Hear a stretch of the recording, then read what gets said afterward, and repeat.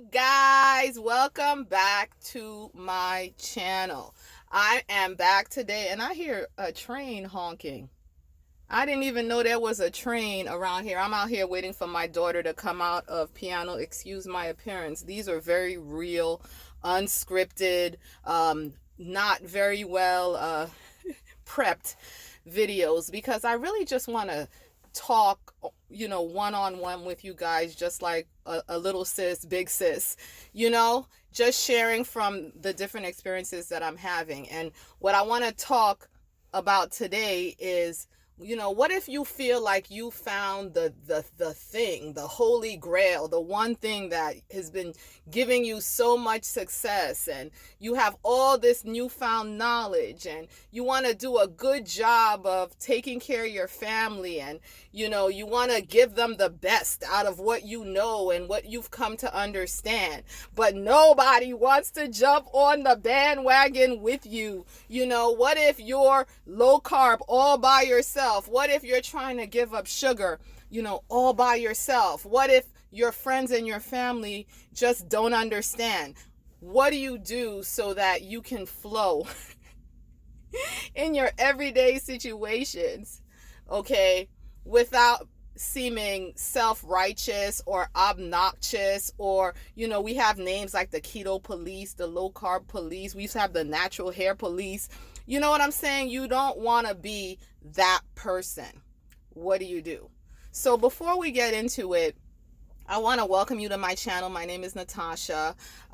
Please take a moment to subscribe and hit that notification bell so that you don't miss any of my videos. I always feel so awkward saying that, but I think it's necessary because people will watch the videos and then they won't subscribe, and YouTube will not let you know when I upload another video. So please take a moment to do that. I tend to load a video every Wednesday and Saturday night, and I've been doing it pretty consistently. So anyway, for this topic, you guys, it's been a very difficult issue for me, in my family in particular, and with my personality in general. Like I've really been struggling in the past, and in more recent years I've been overcoming perfectionism. I'm really drawn to the right way to do things, and making sure you follow the rules, and making sure you cross all your I's and you dot all your T's. And since I've had so much success with intermittent fasting, and so much success, adopting a low carb lifestyle, and since my understanding of what sugar was doing to my body, has increased so much, it's hard not to take that information and that knowledge and try to apply it across the board. It's not that hard for me not to force these ideas on my friends and even my extended family, even my relatives. It's not that hard. Do you, right? But when I'm the person who shops for my family, and I'm the person who cooks for my family, it becomes really difficult to go to the supermarket and to buy things that are loaded with, high fructose corn syrup, which is the worst, but now I've come to understand that sugar in general is not the best. I have a lot of friends, when they do like a change to their diet, they just make their whole family eat the way that they're eating. But I think with this particular situation with eating low carb, your body will either burn fat or it will burn, sugar, the glycogen, right? And so you don't want to give it both at the same time. I think everybody pretty much agrees that it's not good to eat high fat and high carb, and so I can make recipes that are low carb and high fat that my family enjoys and that my family really likes. but they're not lowering their carbs. And so I'm not doing them any favors in encouraging them to eat that way. And that situation kind of makes it difficult for me because I'm always trying to figure out what I can cook for myself while continuing to cook what I'm cooking for my family. And because I'm struggling to like let go of this whole perfectionistic mindset that I have to do things exactly right to have a successful outcome. Because I'm thinking this way, sometimes I have to deal with a little bit of guilt with what I'm serving them, or even being a little frustrated with them in not being able to convince them that they should come over to my side. So it's kind of hard, not to see, somebody eat something that doesn't agree with them and point out to them, well, it's all that sugar that was in that, or, it's somebody noticing that they're putting, on a whole lot of weight. Well, it's all that bread and all them donuts you be eating. You know what I'm saying? Because back in the day, I was there. And this was a process that took a long time for me to walk through. I would say giving up sugar to the extent that I have has taken me about a year to walk all the way through until I'm where I am now, where, I'll be at a party and there will be, brownies and cake and cookies and, things that I haven't arrived with the cheesecake. The cheesecake is still a struggle, but good cheesecake is hard to find. So I could always tell myself, is that good cheesecake? But, I'm at the point now where I'm not all that tempted because it's not worth it to me to have to backtrack and do all that work to get back to feeling the way I'm feeling with where I am now. But it took me time. And so what I found is really wrong with the perfectionist mindset is it took you a long time to get to where you are, but for some reason, you don't have that much patience with anybody else. You expect them to just jump at what you're telling them and to do what you're telling them to do right now, but you have none of the grace for them, that you had for yourself. I did a fair amount of beating myself up and messing up and feeling horrible, like, being tempted to have something and then giving in and enjoying it for that brief 10 minutes it took me to eat it. And then afterwards feeling horrible, beating myself, feeling horrible that I did that I fell, quote unquote, fell off the wagon, then beating myself up over it. And then it's just a continual cycle. You crave it, you white knuckle, try to hold out, you slip, you quote unquote slip up, you enjoy it for like the briefest moments, and then you just beat yourself up afterwards. I just had to get off, I had to get off that wheel. You know what I'm saying? And I've managed to get off that wheel now in realizing that, giving up sugar is a lifestyle, and having times when I choose and I make the conscious choice to have something with sugar in it won't kill me, and it's okay. And even if I had decided not to have sugar, the fact that I had the sugar, I'm still going to be okay, because my success doesn't depend on the fact that I was able in my own power to do everything perfectly for myself. Okay? God is going to cover me no matter what, and I feel like when I take him out of the equation, and I'm measuring myself only based on how well I've done something, followed all the steps and been successful all the way through, I kind of leave myself open. Okay? Because we've seen what happens with nutrition. We only know these things partially. And inevitably some kind of research will come out and we'll learn something new, okay?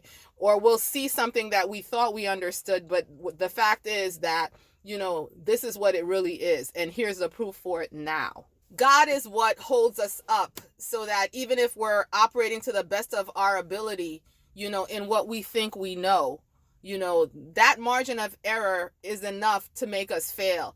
But that, he's big enough to cover that margin of error. So I just, really need to humble myself. And as I humble myself in that way, I can have more tolerance for my family. Number one, I can't assume that because this is what's working for me and this is what I've chosen to do. I can't assume that that's what's going to work best for them with where they are.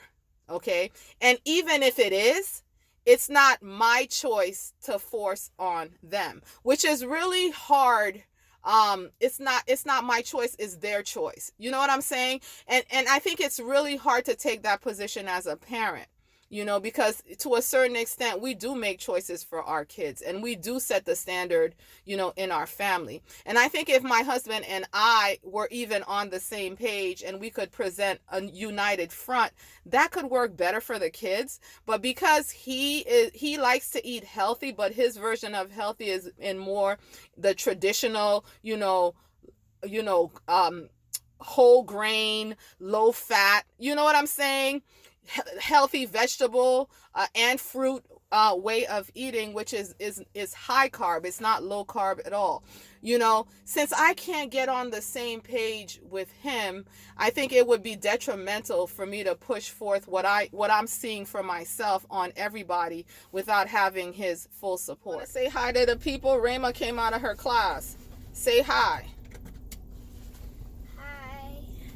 I feel like I've been going, I'm on my high horse. I'm so passionate about this topic. How do you feel about the fact that, let me turn this off. How do you feel about the fact that mom, doesn't eat sugar? Like, I have not done well, you guys. I've not done well on this issue. And I'm learning more and more that I need to do better. Do you feel like I'm the sugar police? No, I feel like more that it's a little... Come in here so you're in the camera. I feel like it's a little interesting that you were able to pull off not having, sugar. Oh, you're admiring me? Oh, you think it's amazing? No. This coffee doesn't have any sugar in it. I mean, it was a little... It was like, I guess it was pretty cool in some parts since you were, eating a lot of sugar before, and to see how she went from a lot of sugar in her coffee to none was a little kind of inspiring. But I thought it was pretty cool. What do you feel about how I've been trying to encourage you to eat less sugar? How do you feel about that? How did you feel that time during Halloween where you were when you ate a lot of sugar and then you had the horrible stomach cramps? How did you feel? Did you feel like, oh no, mom was right? Or did you feel like this had nothing to do with what mom's always talking about? I feel like, well, I didn't exactly think You didn't think it was related? Not really, even though your stomach was killing you after eating all. She got a ridiculous amount of candy from the umbrella school. There was candy everywhere, and she just ate it and ate it and ate it, and then she just had horrible stomach cramps. Was it just overnight, or was it for more than one day? I can't remember now. It was overnight, and then in the morning it got a little better.